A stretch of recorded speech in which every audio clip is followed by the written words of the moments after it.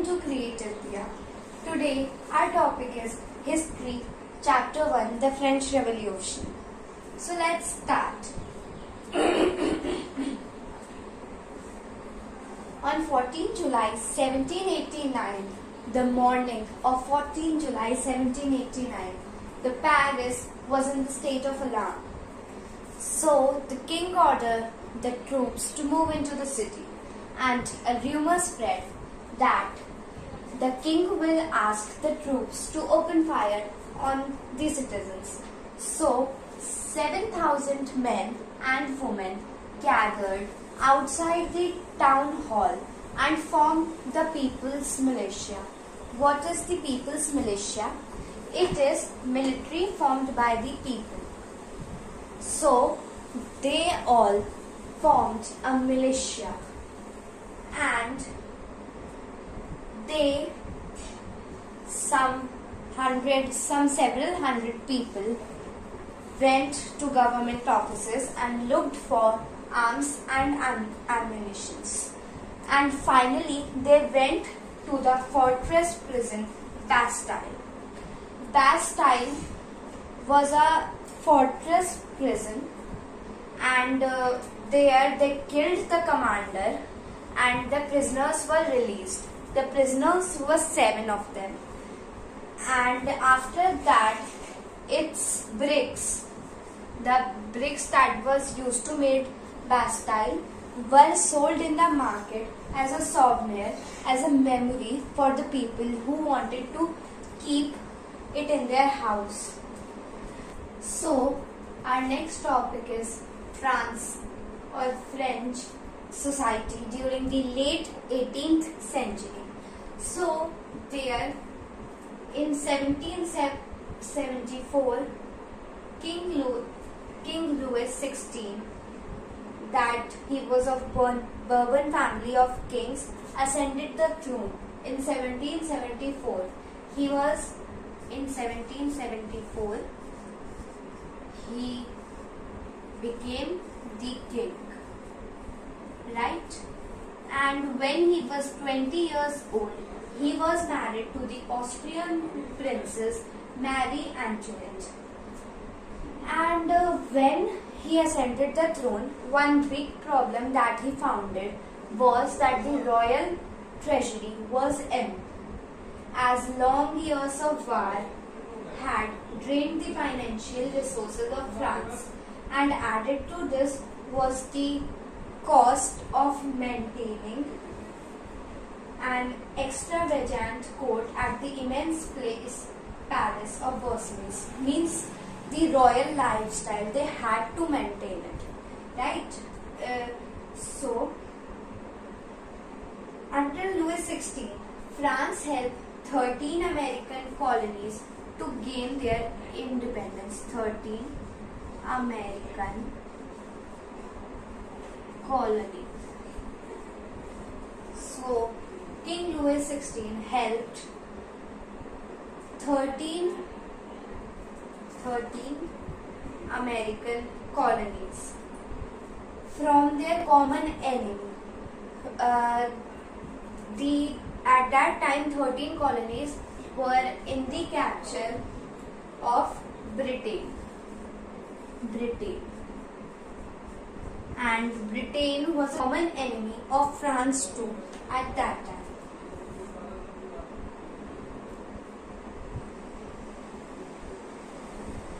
So the war added more than 1 billion livres.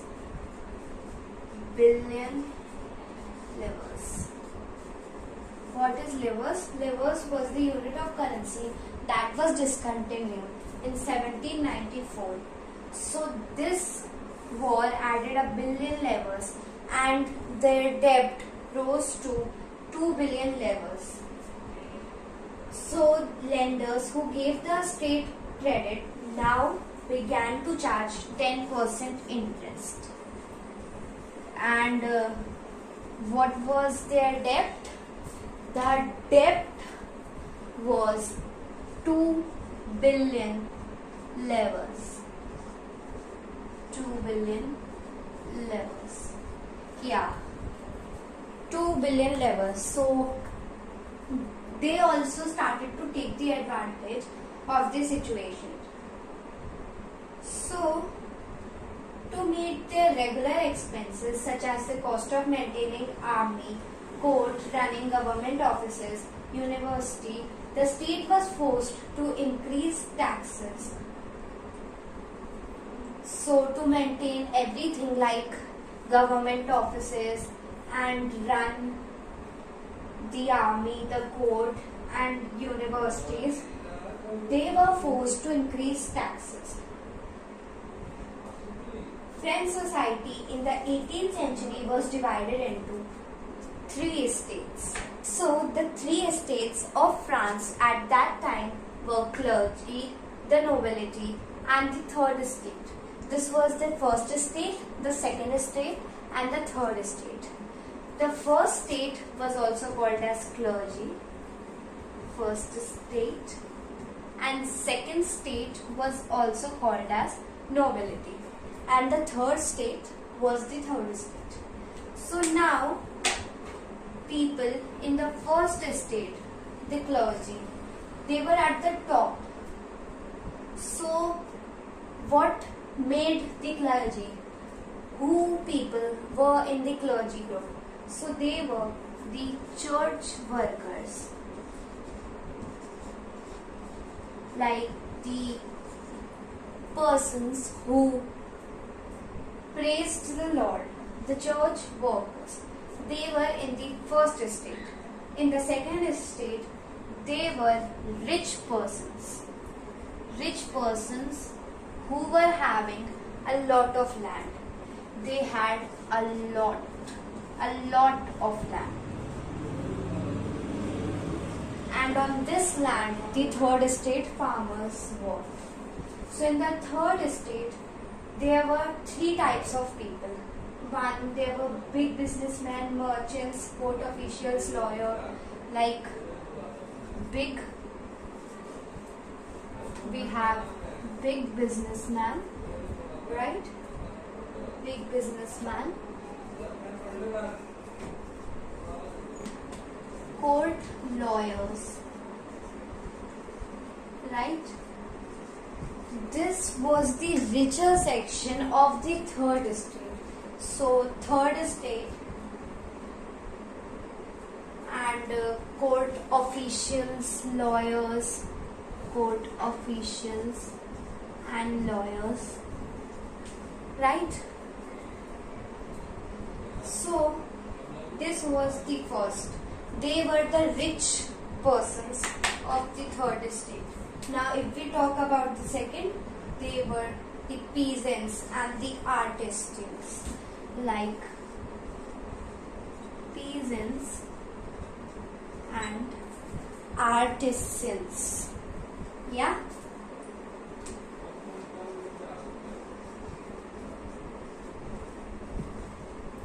They were the peasants and the artisans. And in the third part of the third estate, we had small peasants, landless laborers and servants. We had small peasants, landless laborers and servants, right? We had these 2. So this was the society of the estates. And in the third estate, some were the rich, some were the poor. Like this was the richer section of third estate and the non-richer section, right? The poor section. And this society of estate was the part of feudal system that dated back to the Middle Ages. Feudal system was land system, right?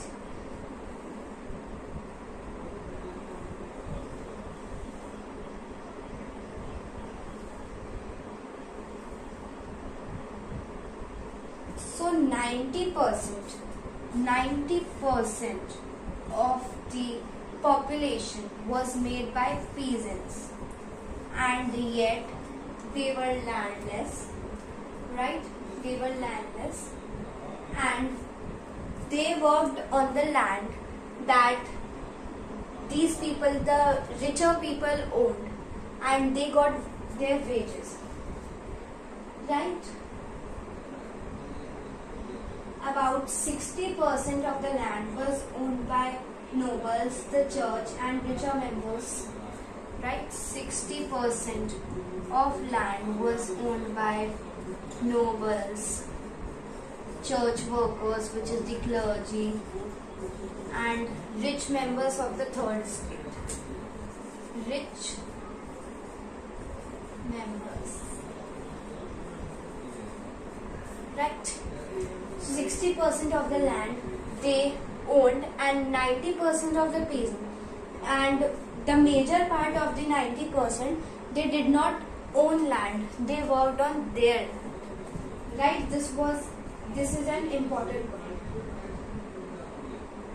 And the clergy and the nobility, they enjoyed certain privileges by birth. And the nobles also enjoyed the feudal privileges, means they were the landlord, and landlord has more privileges, right?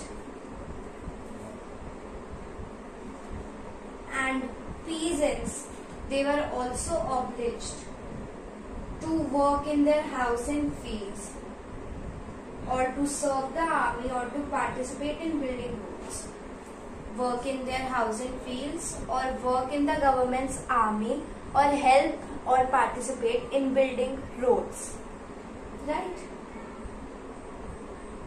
And the church also extracted its share of taxes, called tithes. Yeah, this was paid by the third estate to the clergy members, right? All members of the third estate had to pay this to the church workers. And there was another tax, taille. The second tax is the taille. This is the taxes that we pay to the government, right? And the indirect taxes, like the taxes on salt, on tobacco, this was taille, right? So let's summarize again tithe and tariff. Tithe, a tax levied by the clergy that comprised of 1/10 of the agricultural produce, right? This is tithe. And taille, tax to be paid directly to the state, right? So now let's start the next topic, the struggle to survive. So our next topic is the struggle to survive. So the population of France rose from 23 million to 28 million from 1715 to 1789, right? So there was an increased demand for food also, as if the population will increase, the demand of food will also increase. So the price of the bread rose rapidly. It became very expensive, right? So laborers worked in the shops to produce more bread. So the wages, they were fixed by the shop owners, but the wages were less and they did not keep pace with the rise in prices. So the gap of rich and poor widened. And when the harvest was bad, let's say if there was a quite cold winter, so this reduced the harvest and the conditions became worse, and there were subsistence crisis, right? Subsistence crisis. Subsistence crises are an extreme situations where the basic means of livelihood are endangered, right? And this occurred frequently during the France during old regime. So next is the philosophers.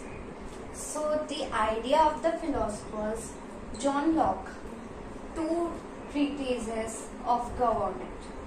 This was a book written by John Locke, and Jean-Jacques Rousseau was a famous philosopher at that time, and Montesquieu, The Spirit of Laws.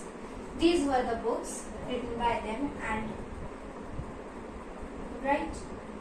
So Locke sought to refute the doctrine of divine and absolute monarch.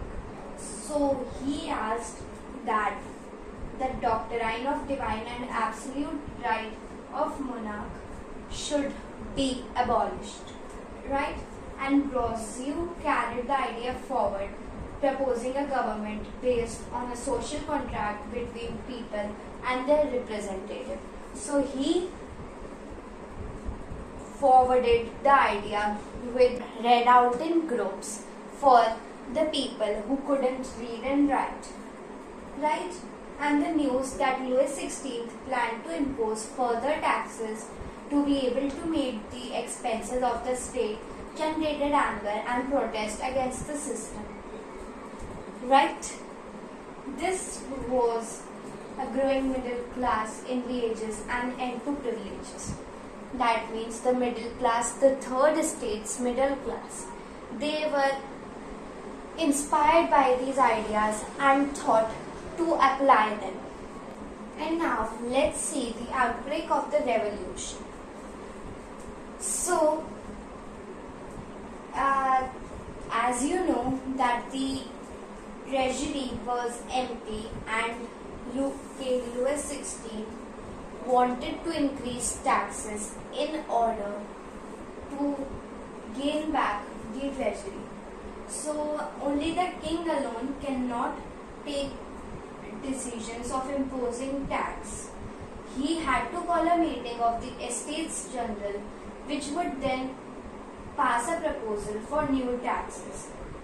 The Estates General was a political body to which the three estates sent their representatives.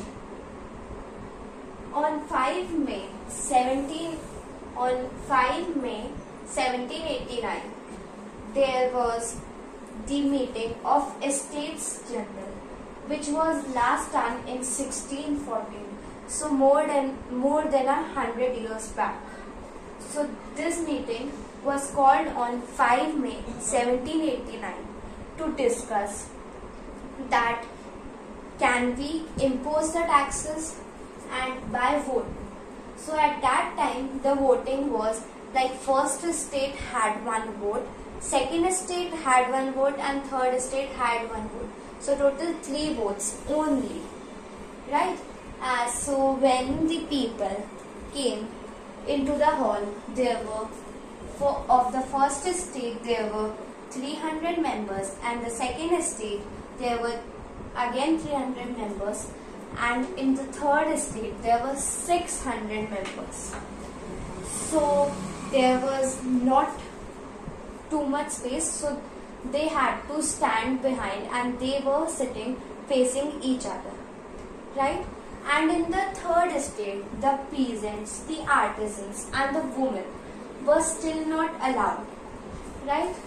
So their demands, but these three, their demands and griefs were in 40,000 letters, which were with these 600 representatives, right?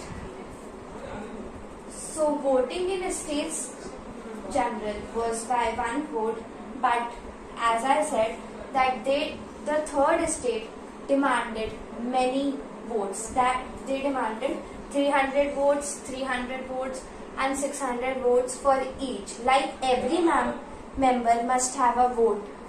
So they demanded everybody should have a single vote. This was one of the democratic principles put forward by philosophers like Rousseau in his book The Social Contract. When the king rejected the proposal, the members of the Third Estate non-agreeably walked out of the hall in protest. The representatives viewed themselves as the spokespersons, right? So on 20th June 1789, they all went to an indoor tennis court in the grounds of Versailles. They declared themselves as National Assembly, and they that time took an oath that we will frame a constitution and the monarch will become less, and they would limit the powers of the monarch. So they took a oath, and that was popularly called tennis court oath. The tennis court oath, right? Here you can see the tennis court oath. There is a picture, right? And one important thing, that the National Assembly consisted of the Third Estate, right? Some may be of the other estate, but the major part, almost all part was by Third Estate, right? Now the National Assembly became busy drafting the constitution, right? And I told you that the price of bread was rising very highly, and the shopkeepers even exploited it. Like bread उनके पास बनी रखी है, लेकिन वो उस supply को hold कर देते थे ताकि उनको ज्यादा पैसे मिले. जब बहुत ज्यादा शॉर्टेज हो जाएगी तब उसका प्राइस बहुत ज्यादा बढ़ा के बेच देंगे. तो इस चीज पे लोगों को और गुस्सा आया. एक दिन कुछ लोगों ने इसको देख लिया, तब उनको और ज्यादा गुस्सा आया, राइट? और इसी टाइम किंग ने ट्रूप्स को मूव करने के लिए बोला था, और लोगों ने बेस्टील को डिस्ट्रॉय कर दिया, right? We discuss this in the starting. And in the countryside, rumors spread from village to village that the manor had hired bands of brigands who were on their way to destroy crops. Right? Manor क्या होता है? एक state में जो लोग होते हैं, जो टॉप स्टेट के लोग थे, वो और उनके घर, राइट? तो उन्होंने क्या सुना कि ये लोग सारे क्रॉप्स को बर्बाद करने के लिए वहां जा रहे हैं. तो अब सब लोग बहुत ज्यादा गुस्से में आ गए, और फिर उन्होंने भी प्रोटेस्ट करना शुरू कर दिया, राइट? तो जो उन्होंने क्या किया, उन्होंने चैटियोक्स के ऊपर हमला कर दिया.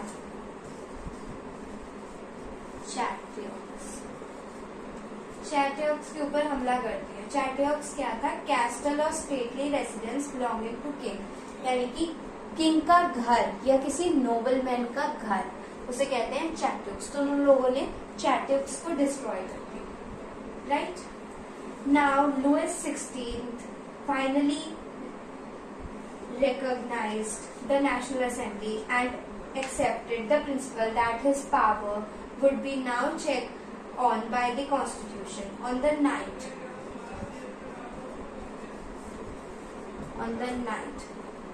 of 4 August, on the night of 4 August 1789, on the night of 4th August 1789, the Assembly passed a law abolishing the feudal system of obligation and taxes.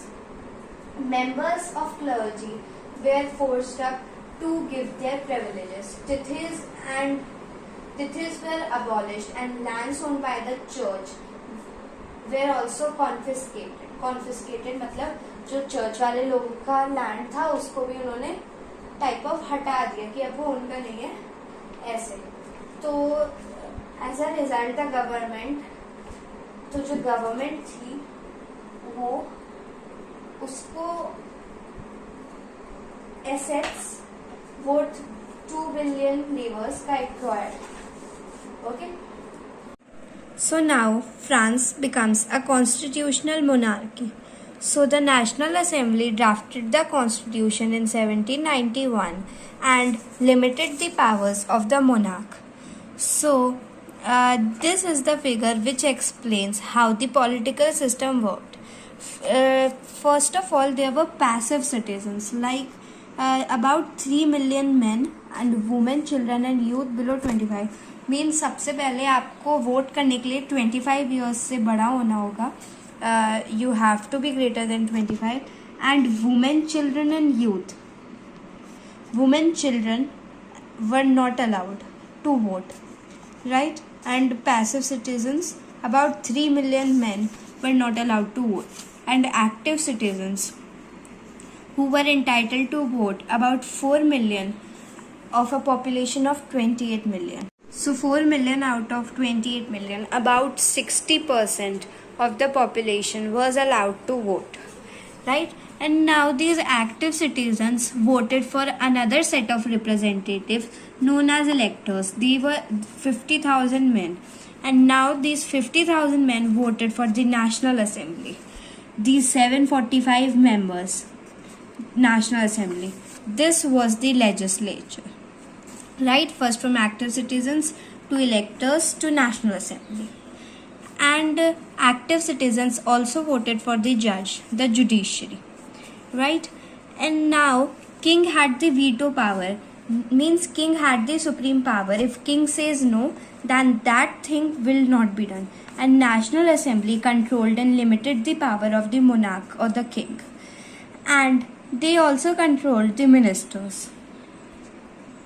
And the men above 25 years who paid tax equals to 3 days of laborer's wage were allowed to vote. And to be a part of the National Assembly, they had to be in the highest bracket of taxpayers. And there were some political symbols, like for the people who could not read and write. First was the broken chain, used to represent fettered slaves for the act of becoming free. And next was the bundle of rods or faces, like strength lies in unity. One can be broken easily, but not all easily. And the eye within a triangle radiating light. The all-seeing eye stands for knowledge. The rays will drive away the clouds of ignorance, right? And sceptre, this was the symbol of royal power.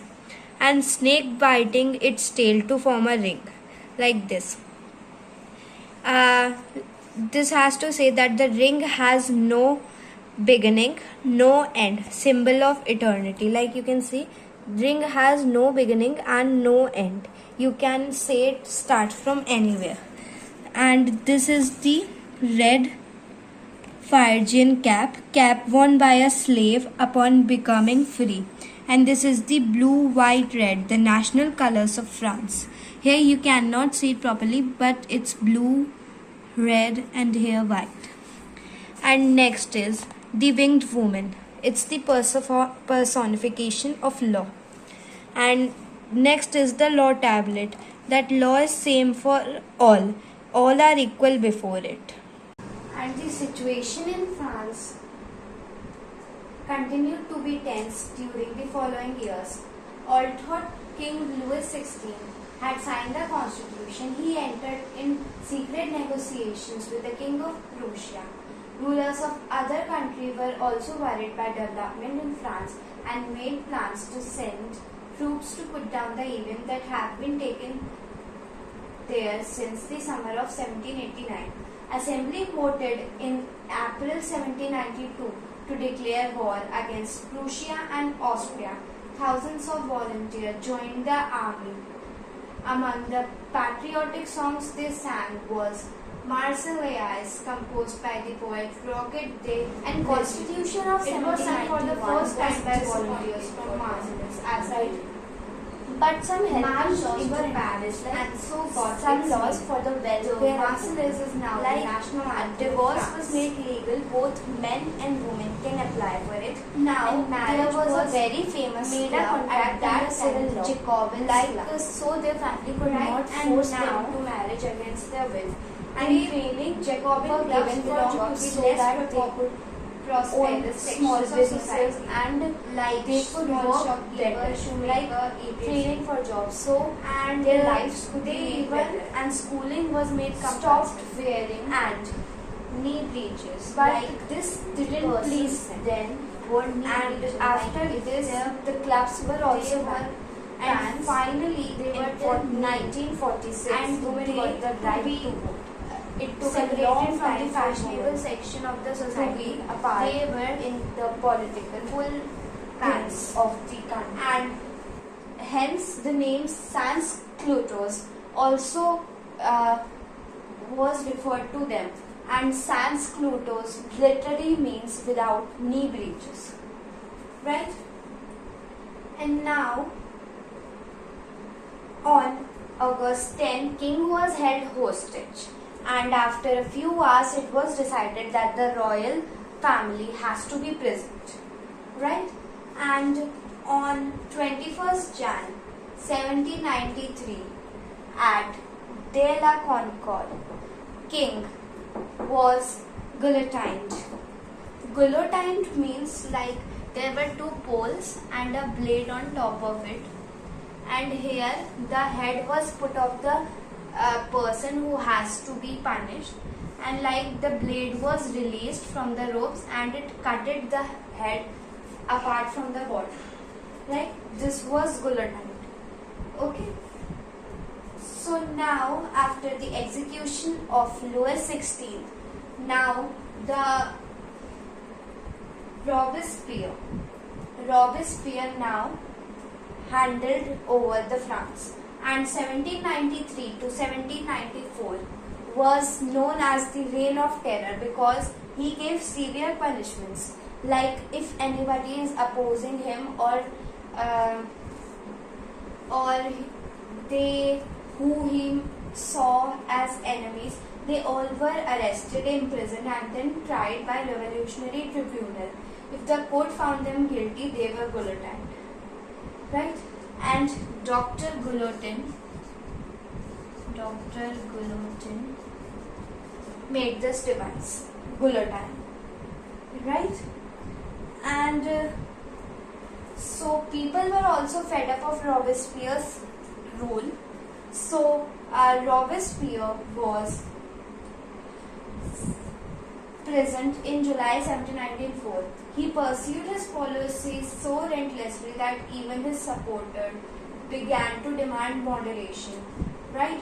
And then he was present in July 1794 and guillotined the next day.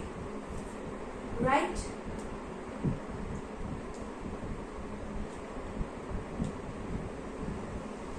So, he was arrested in July 1794 and the next day sent to the guillotine. Now, a directory rules France. So now, after the fall of Jacobin Club, the government allowed the wealthy and middle classes to seize power, and a new thing was formed like directory rule, and they clashed with each other. So now this became a chance, and a military dictator came, Napoleon Bonaparte. Right? Through all these changes, now the Napoleon Bonaparte, a military dictator, came, and now he was ruling over the France. And now next is women. Women in the French Revolution. Women were disappointed because they did not have the right to vote. Right? And they did not have, like, women could not do any social activity. Right? So from the very beginning, women were active active citizens, means in the participating, right? But as we talk about law, they were the passive citizen, right? They worked as seamstresses, laundresses, sold flowers, and most women did not have access to education and job training. Only daughters of nobles or wealthier families of the third estate could study at a convent, after which their families arranged a marriage for them. Working women had also care for their family, that is, cook, fetch water, queue up for the bread, and look after children. Their wages were lower than those of men. Like, if women and men are doing the same work, women were paid less than men. Right? And in order to discuss this, at that time 60 clubs of women were active. 60 clubs. And among them, the famous ones were the Society of Revolutionary.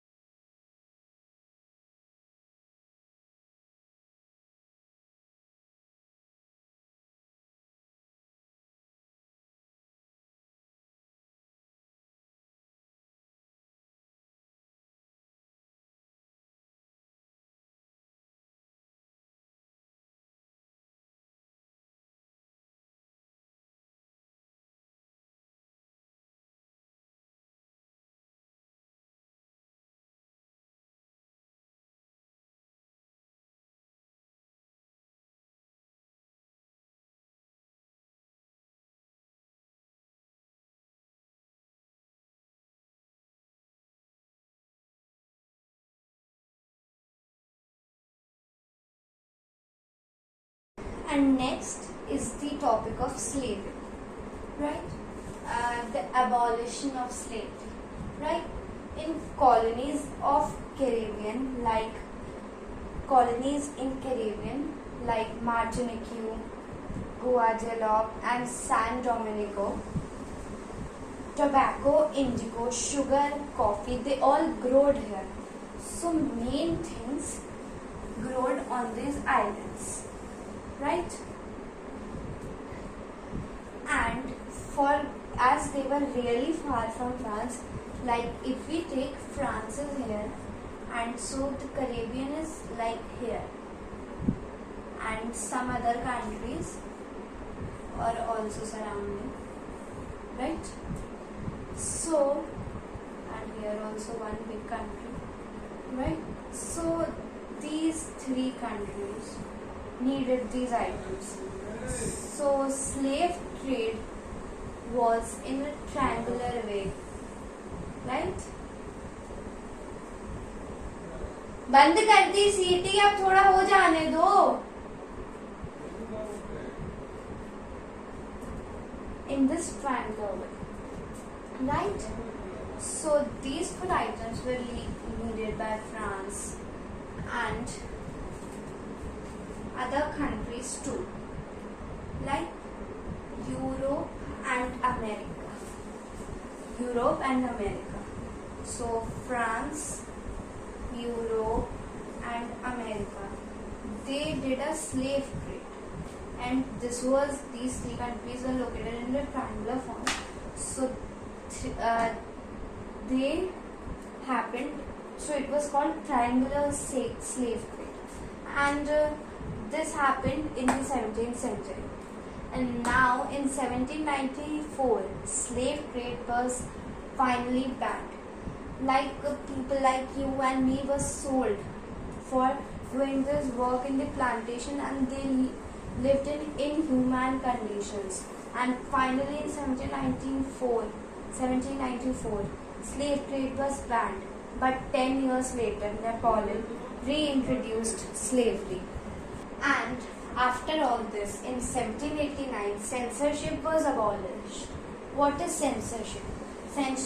Censorship is like suppressing speech and news, and suppressing means suppressing information, right? So in 1789, censorship was abolished, and in 1804 Napoleon crowned himself as the king, and he was finally defeated in Waterloo in 1850.